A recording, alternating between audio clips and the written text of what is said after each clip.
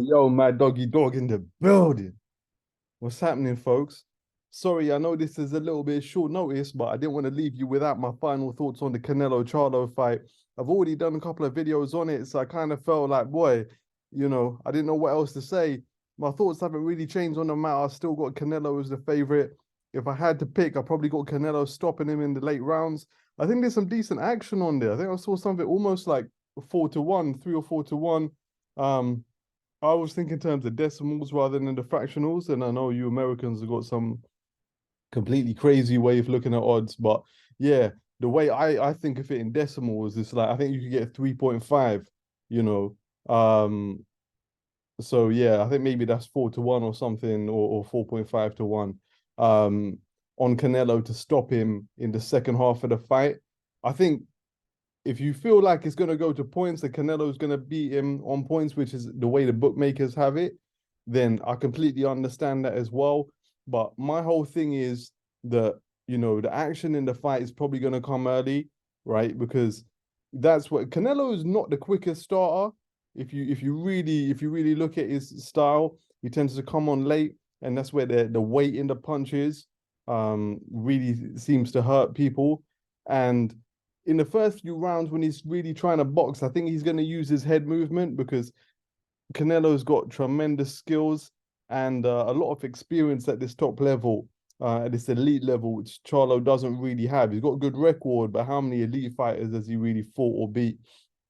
So I think it's going to be about Canelo using his head movement and Charlo using his superior speed, and Canelo waiting for the second half of the fight for him to slow down with the extra weight and the relative lack of experience, and Canelo's power can really get to him. But hey, if he survives and makes it to 12 rounds, I understand. If he has some success, if Charlo has some success in the first half, I wouldn't be too surprised as well. But ultimately, I probably see like a 10 or 11 round stoppage. But again, purely down to the fact that Canelo has slipped. If you look at his last three fights, a loss against Bivol, an underwhelming third fight against Golovkin, probably an underwhelming performance at his home of Guadalajara against John Ryder as well. If it might just go to points, right? And we might be having a conversation about is Canelo, has he, I mean, he's definitely peaked, but has he dropped a lot? The conversation will then go, does he come in the underdog against someone like David Benavidez? But listen, if he gets the knockout and he stops Charlo and looks good doing it, then it's going to be a case of, hey, who can beat him? So it's going to be interesting to see which way it goes. Personally, I think, I don't know. It's difficult only because the equation is how much has Canelo slipped, right?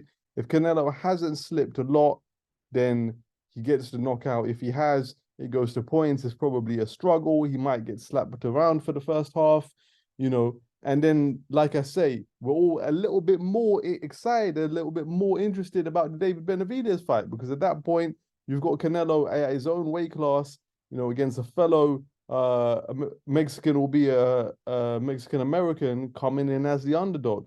So yeah, I feel like it's the aftermath of this is going to have a little bit more intrigue and excitement than the fight itself. But hey, I could be wrong. Wouldn't be the first time. Enjoy the fight.